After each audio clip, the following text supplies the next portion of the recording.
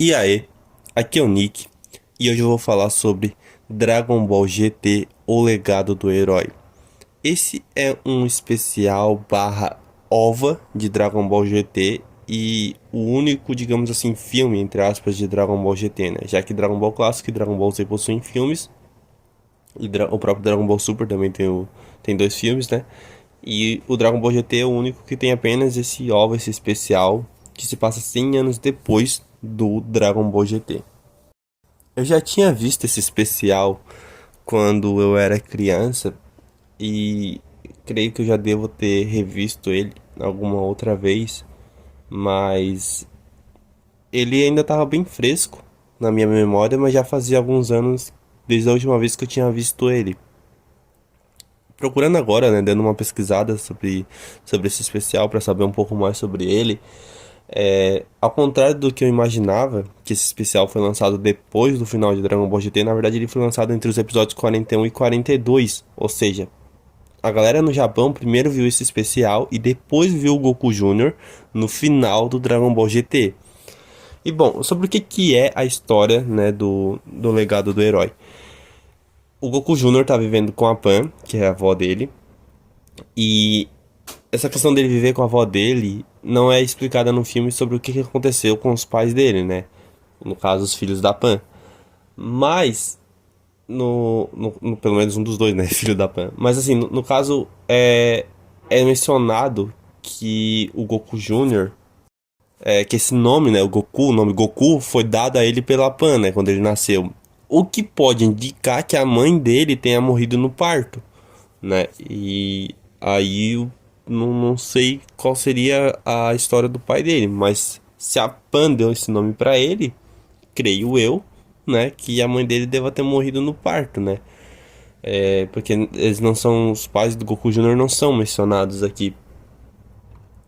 E qual que é a história? Bom, numa vibe meio Dragon Ball Evolution, eu sei a comparação não é muito boa, mas relaxa. É, o Goku Jr. ele vai pra escola, ele sofre um bullying na escola, mas isso tudo é bem rápido, é meio que só pra mostrar que ele vive na cidade, né, e tudo mais. Inclusive é mostrado a casa da Pan, né, nesse especial, e é uma casa bem simples. Você lá no próprio GT e no final do Z, você já tinha ali o Gohan com uma casa grande e tal, até porque, né, a Videl tem dinheiro, já que ela é filha do Mister Satan, então eu não sei o que aconteceu com esse dinheiro todo que eles tinham, porque a Pan tava bem humilde ali, tá ligado? Mas, ok. Também é mencionado pelo narrador que nesse 100 anos depois a Pan é a única que sobrou dos personagens que a gente conhecia em Dragon Ball GT, né? Ou seja, todos os outros já partiram e a Pan é a única que ainda tá ali, né? Sei lá, a Pan deve ter o quê? Uns 10 anos no GT? Eu não sei quantos anos ela deve ter lá, mas aqui, se aqui se passa 100 anos depois, ela tem mais de 100 anos, tá ligado? Deve ter uns 110 anos, pelo menos. Então, ou seja, viveu pra caralho, né? E aí, mas assim, o que que acontece com a Pan? Ela passa mal e ela acaba ficando hospitalizada. Aí bate um desespero no Goku Jr., porque ele foi, bem dizer, criado só por ela, né? E ele é um garoto assim. Ele é um garoto bem tímido, bem fechado na dele. Um pouco diferente do Goku, assim, lembrando um pouco mais o Gohan e o Goten. Ele, digamos assim, o Goku, ele era muito. Ele tinha muito aquela veia. Porque ele era um Saiyajin de raça pura, né? Então ele tinha muito aquela falta de vergonha, né? Ele era daquele jeito dele todo espontâneo e tudo mais. O Gohan e o Goten, talvez até pela criação deles, eles são um pouco mais contidos, né? Um pouco mais tímidos, são respeitosos, né? Tipo, eles têm todo um linguajar que o Goku não tinha, né? Quando ele era criança. E o Goku Jr., ele é, né, até por ele ser de uma outra geração, né? Ele também tem toda essa questão dele de ser mais contido na dele, né? E tudo mais. Então, isso é um aspecto que diferencia, porque ele tem o mesmo nome que o Goku, né? Mas isso é um aspecto que diferencia ele do Goku original, digamos assim, né? Do vô dele, né? No caso que o Goku é vô dele, né? Tataravô dele. E aí ele tá na casa dele chorando, né? Sem saber o que fazer pra ajudar a avó dele. E aí ele vê uma foto da Pan quando era criança com uma esfera do dragão. E ele lembra que ela havia comentado com ele sobre a esfera do dragão. O legal é que a Pan não. Assim, a Pan até explicou sobre a esfera do dragão, só que ele tava meio que jogando videogame e não prestou muita atenção. E aí ele não sacou na explicação dela que tinha que reunir as 7 esferas do dragão. Ele achava que só uma já realizava um desejo. Então ele decidia ir até a Montanha Paoso, né? Que era onde o Goku morava quando era criança com o vô dele. Pra ver se ele acha uma esfera do dragão pra poder chamar o Shenlong e pedir pra curar a avó dele. Assim, aqui vai ter alguns spoilers, mas relaxa que é bem de boa. Se você tiver interesse, né? Se você nunca assistiu essa animação e você tiver interesse em assistir ela, ela infelizmente só tem legendado, não tem essa animação dublada. Como eu falei, ela foi lançada lá no Japão, não chega a ser um filme, né? Tipo, tem 40 minutos, não é um longa-metragem, né? Não é tipo, né? É um OVA, né? Apesar de que a história do Trunks e do Bardock também são ovas e vieram dublado pro Brasil, né? Mas no caso do Legado do Herói, eu acho que só teve assim, teve, sei lá, dublagem para alguns outros países, mas assim, teve nos Estados Unidos, se eu não me engano, dublagem para esse filme, mas aqui no Brasil não teve, infelizmente. Então, se você quiser ver, tem que ver legendado, né? Então, aí o que que acontece? O Goku Jr. decide ir, né, até a Montanha Paoso, e aí ele acaba até sendo roubado por um caminhoneiro, que eu achei uma cena bem assim, né, bem engraçado. Toda a animação, até nas cenas mais triviais, assim, simples e tal, toda a animação e os traços é muito bonito, tá ligado? Porra, ali é aquela animação assim já totalmente sofisticada do traço, tá ligado? Os caras já sabem exatamente como fazer, porra, fica muito bonito assim a animação, é um ponto de bastante destaque, né, nessa história. Aí, nessa animação, né, no caso. Aí, no caso, tipo, ele acaba encontrando aquele garoto que fazia meio que bullying com ele na escola, e o garoto meio que fala, tipo, velho, eu tô sem nada pra fazer, eu vou lá nessa montanha aí contigo, que de repente você acaba sendo engolido por algum animal de lá, né? E por algum monstro. No meio do caminho, eles acabam passando por algumas dificuldades, né? Porque tem uma gangue ali liderada por uma mulher que quer comer eles e tal. Tipo, meio que a bruxa do João e Maria, tá ligado? Ela primeiro dá comida, depois quer botar eles num fazer um ensopado com eles. Então, tem essa historinha aí nesse meio tempo. Aí quando passa. Tipo assim, nesses momentos, enquanto o Goku Jr. tá ali, né? Junto com esse agora amigo dele, né? Que antes fazia bullying com ele. Em todo momento, quando o Goku Jr. ele é pressionado de alguma forma pelos inimigos, né? Pelas adversidades da aventura, digamos assim. Tem pequenos traços, né? Dos Saiyajins que percorrem sobre ele, né? Então, ele tem pequenos picos de energia, né? Digamos assim. E ele não é alguém assim que foi treinado, ele não manja das lutas, tá ligado? Então, quando alguma coisa acontece, a primeira reação dele é correr. E é muito engraçado a gente, né, a gente que tá acostumado assim a ver os Saiyajins fortes e tudo mais, ver ele correndo assim de coisas muito que seria muito fácil pra qualquer Saiyajin, mesmo um Saiyajin criança lidar, sabe? Então, mas como eu falei, isso vem da criação dele, né? Do fato dele nunca ter passado por nada assim e tal. Revendo, né, essa animação,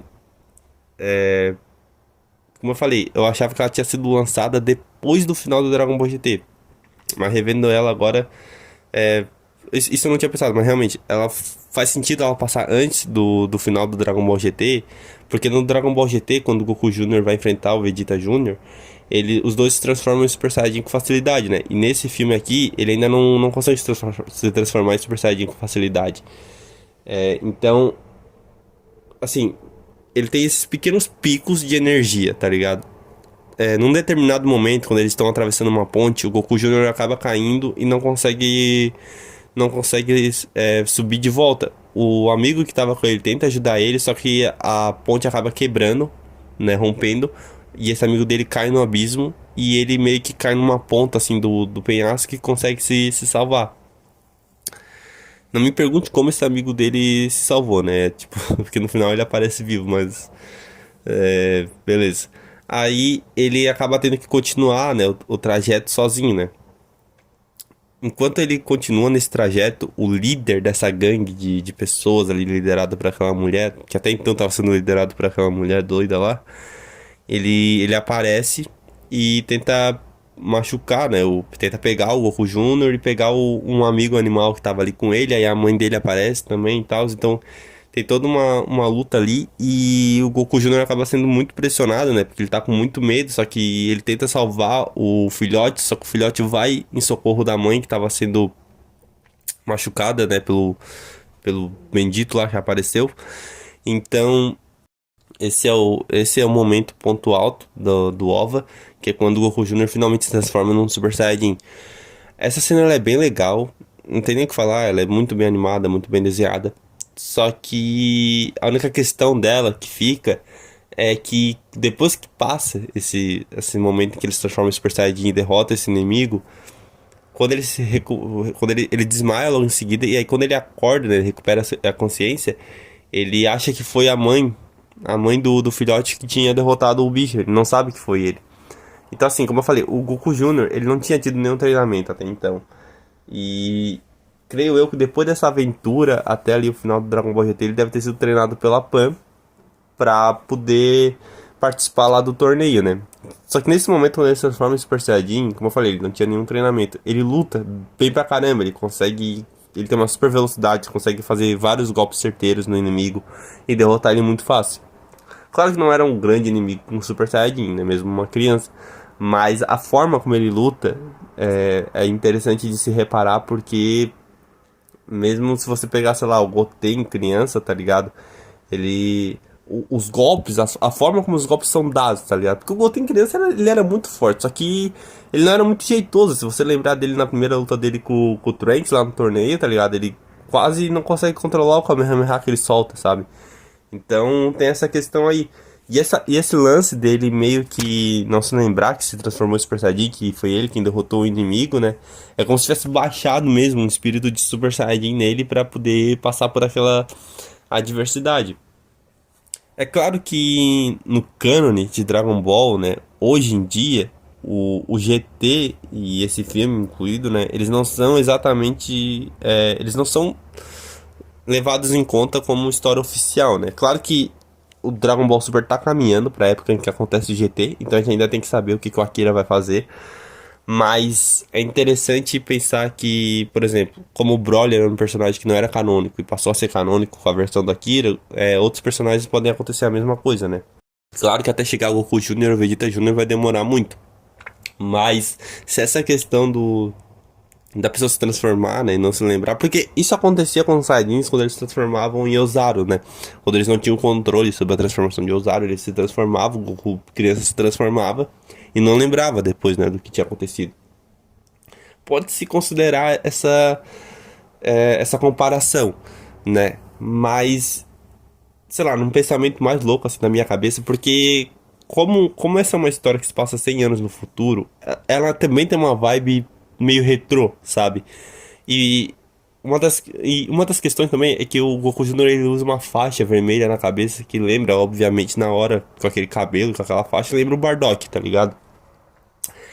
O que me fez pensar que, tipo, talvez em alguns momentos da história dos Saiyajins, né, muito atrás, alguns deles tenham se transformado em Super Saiyajin no momento de perigo e derrotado um inimigo, um adversário, e eles não se lembravam depois de terem se transformado, mas talvez quem estivesse perto deles tenha visto aquilo acontecer. E talvez a lenda tenha surgido assim, né? É claro que também tem aquele especial do Bardock, que também não tem dublado, tem só legendado, em que tem toda aquela questão de que ele não só tinha absorvido os poderes, ele não só tinha recebido os poderes de visão daquela raça, né, que os Saiyajins exterminaram, como aquela raça também tinha a habilidade de viajar no tempo, né, e que naquele momento em que ele foi acertado pelo Freeza lá, ele na verdade não morreu, ele voltou no tempo, e aí ele meio que é o primeiro Super Saiyajin, né, tem toda essa questão, né, desse OVA, que é um OVA bem legal, mas quando a gente para pra pensar no cânone, eu não sei direito, tipo. Eu não sei direito se eu gosto da ideia de ser canônico ou não, sabe? Porque se por um lado for canônico, o Bardock pode vir pro tempo de agora, tá ligado? E aparecer desse jeito. Porque o Dragon Ball Super meio que tá convergindo pra em algum momento o Bardock voltar, tá ligado? É, a aparição dele recente no mangá do Dragon Ball Super foi incrível e, porra, isso seria demais. Mas, tipo assim, a questão dessa dos Saiyajins do passado é muito legal, tá ligado? Porque você pega o Broly também, que ficou lá num canto lá, né? Num universo lá, num planeta lá no canto do universo, ele tem toda aquela questão daquela transformação dele que tá com os poderes do Ozaru, mas ele fica na forma humana dele, né? Na forma de Saiyajin, né? Normal. Mas fica com os olhos amarelos, como o do Super Saiyajin 4, que é uma transformação que passa pelo Ozaru pra acontecer, né? Pelo menos pela primeira vez. E tem toda a questão dos pelos, né? E tudo mais. Então, que, assim, quando você pensa. Eu tô falando de Dragon Ball GT, né? Mesmo que seja do OVA, eu tô aqui, sei lá, elaborando ideias. Mas assim, quando você pensa na transformação do Ozaru, né? E na transformação do Super Saiyajin 4, cada vez mais, toda vez que eu penso nisso, eu fico mais convencido de que ela não é o Super Saiyajin 4, que ela é uma outra transformação do Super Saiyajin, como o Super Saiyajin Deus e tudo mais. Porque, e como o lendário Super Saiyajin, né? Que também é a transformação do Broly lá, né? Cabelo verde e tal. Aí tem o Super Saiyajin Deus, né? E tudo mais, e o Super Saiyajin normal e o Super Saiyajin 4. Porque assim, quando você pensa em Super Saiyajin 4, o que acontece? O Super Saiyajin 2, ele claramente vem depois do 1. E o 3 claramente vem depois do 2. Sabe qual é? Mas o 4, ele não é uma transformação que vem depois do 3, sabe? Tipo, tipo assim, não é uma transformação sequencial. Ele é uma outra forma de transformação. Claro que a Toei botou esse nome Super Saiyajin 4 pra chamar a atenção de todo mundo pra ver o Dragon Ball GT, né?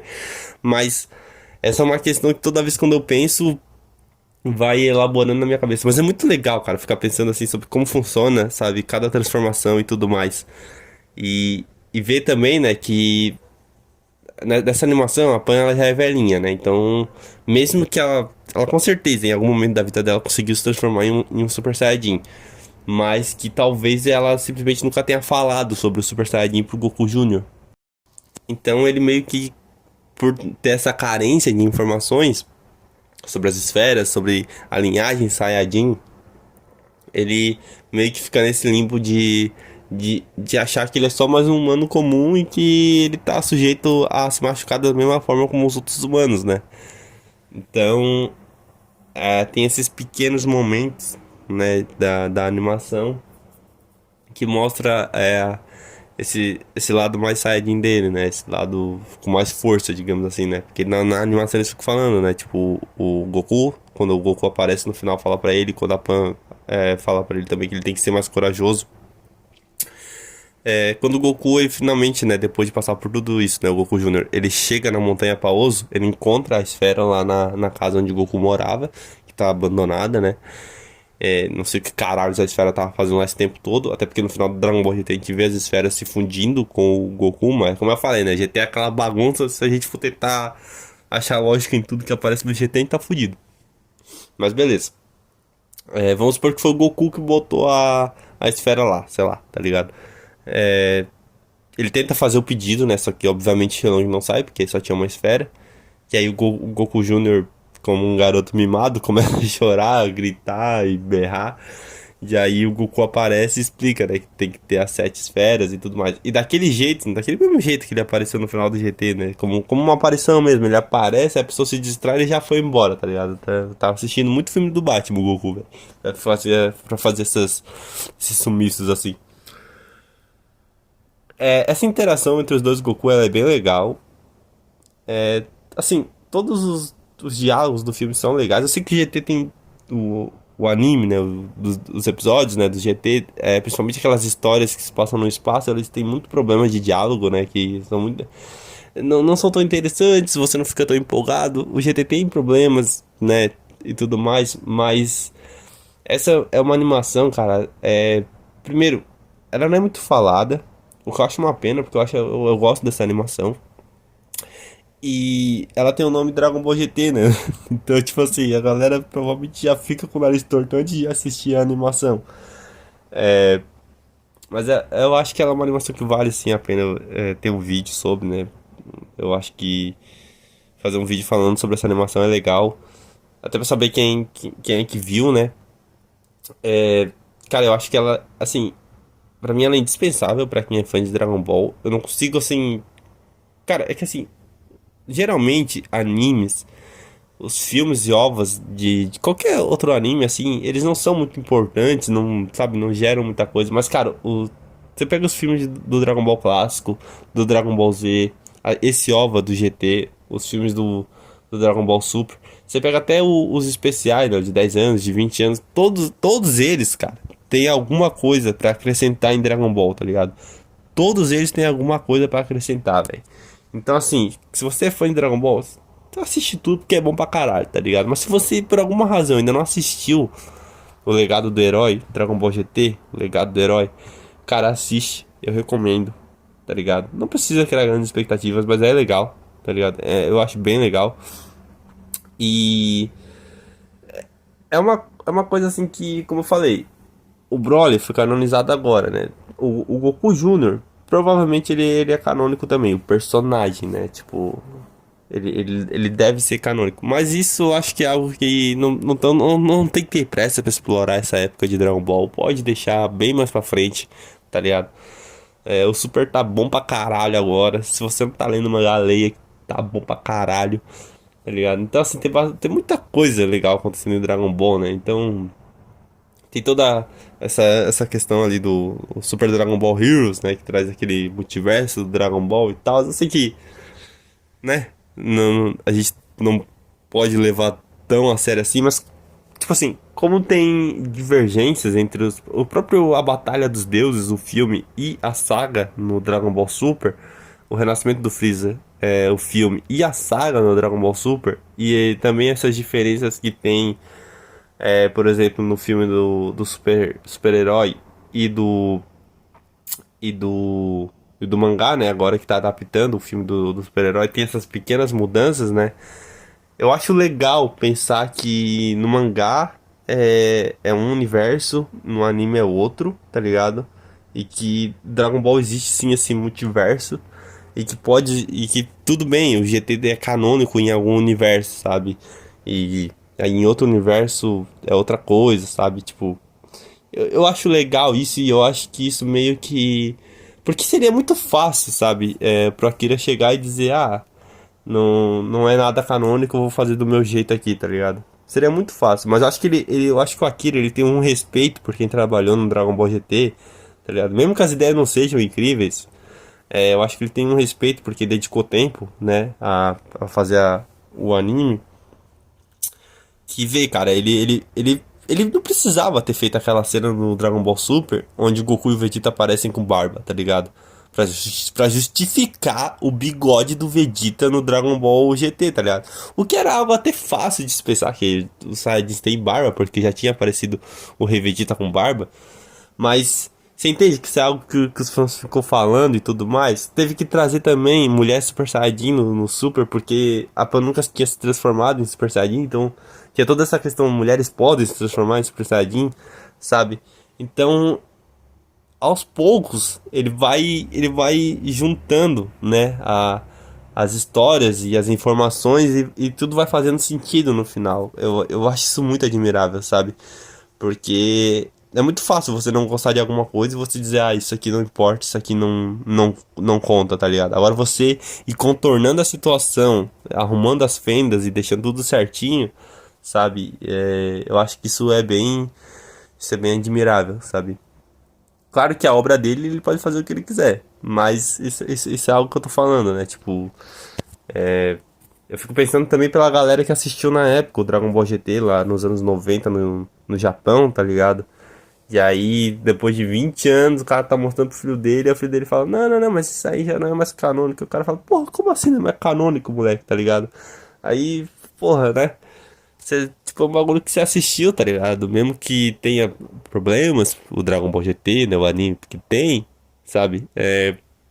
Pelo menos em um canto do universo, como eu falei, em um canto do multiverso ele existe, tá ligado? Então, isso aí eu acho legal, né? Ter essas várias versões, né? Tem aquele Trunks, né? Que é o Patrulheiro do Tempo, né? Que tem no Genoverse. Que eu acho que a primeira aparição dele foi no Dragon Ball Online. Porra, cara, caralho, Dragon Ball One tem mais de 10 anos, velho. Puta que pariu.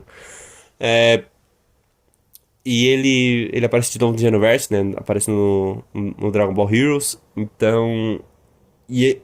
Eu acho que todo mundo, né, quando viu aquele Trunks, achou que ele era o Trunks da linha normal. Só que quando chegou o Super e mostrou que o Trunks da linha normal tá lá na linha do tempo dele, né? Isso vai abrangendo mais, né? Tipo, as histórias e colocando cada uma em um universo, né? Lembra até um pouco também o Dragon Ball Multiverse, tá ligado? Que tinha lá várias versões. Tinha uma versão onde o Vegito ficou fundido, tá ligado? Porque ele nunca entrou no corpo do Majin Buu. Porque naquela época, quando o Dragon Ball Multiverse saiu, a gente não tinha a informação que a gente tinha no Super, de que a fusão dos brincos só durava 1 hora, tá ligado? Então, pros humanos, né? Pros mortais, né? Pros deuses lá duravam pra eternidade, né? Com o Supremo Senhor caiu lá, que se fundiu com aquela bruxa. Mas pros mortais dura só 1 hora, né? Então não tinha como o cara prever isso quando ele fez o mangá do Dragon Ball Multiverse. E o mangá do Dragon Ball Multiverse, se eu não me engano, tá saindo até hoje, tá ligado? Capítulo novo. Então, assim, os caras ainda estão fazendo, tá ligado? Com esse mesmo lore, de que o Vegito tá lá, tá ligado? E aí tem o outro Goku, tem vários universos ali, né? E é muito legal essas histórias onde cada universo aconteceu uma coisa diferente. Então isso é bem legal. Enfim, eu acabei divagando falando sobre outras coisas de Dragon Ball. Mas, como eu já falei antes, essa é uma animação que eu recomendo. Eu acho ela bem legal, sim. É claro que você tem que ter visto, né, o Dragon Ball GT e meio que tudo que envolve Dragon Ball, né? Mas assim, se você vai ver essa animação, né, você já tem que ser fã de Dragon Ball, né, velho? Porque o negócio passa lá na frente, tá ligado? Mas, cara, eu gosto da forma como a aventura é construída. Ela tem alguns pontos, assim, que são bem legais, né? A questão da Pan ficar vulnerável, né, doente e tudo mais. Dela ser hospitalizada, né? Cria ali um vínculo emocional, por mais que a Pan não seja exatamente a melhor pessoa do mundo no Dragon Ball GT, né? Né? Porra, o Gil, né? Que eu diga, né? Pera, eu, porra, caralho, verdade. E o Gil, né? Porque aquele filho da puta devia estar vivo, né? Ele é um robô. Ele nem aparece nessa animação. Caralho, velho, eu nem tinha pensado nisso, mas é verdade, ele não aparece nessa animação. Talvez eu não lembro dele aparecer. Mas enfim, isso foi isso é o que eu acho, né, sobre a animação. Eu recomendo ela, acho ela legal. É, diga aqui nos comentários o que você acha dela, o que você acha dessas outras coisas que eu falei, que também tem relação com Dragon Ball de certa forma. Se faz algum sentido, se eu tô viajando, sei lá. Acabei falando sobre tanta coisa que até me perdi nas ideias. Dicas de filmes, séries e animes, deixa aqui nos comentários pra mim. Se puder curtir esse vídeo e compartilhar com um amigo, eu agradeceria muito. E a gente se vê aí no próximo vídeo, beleza? Então, falou.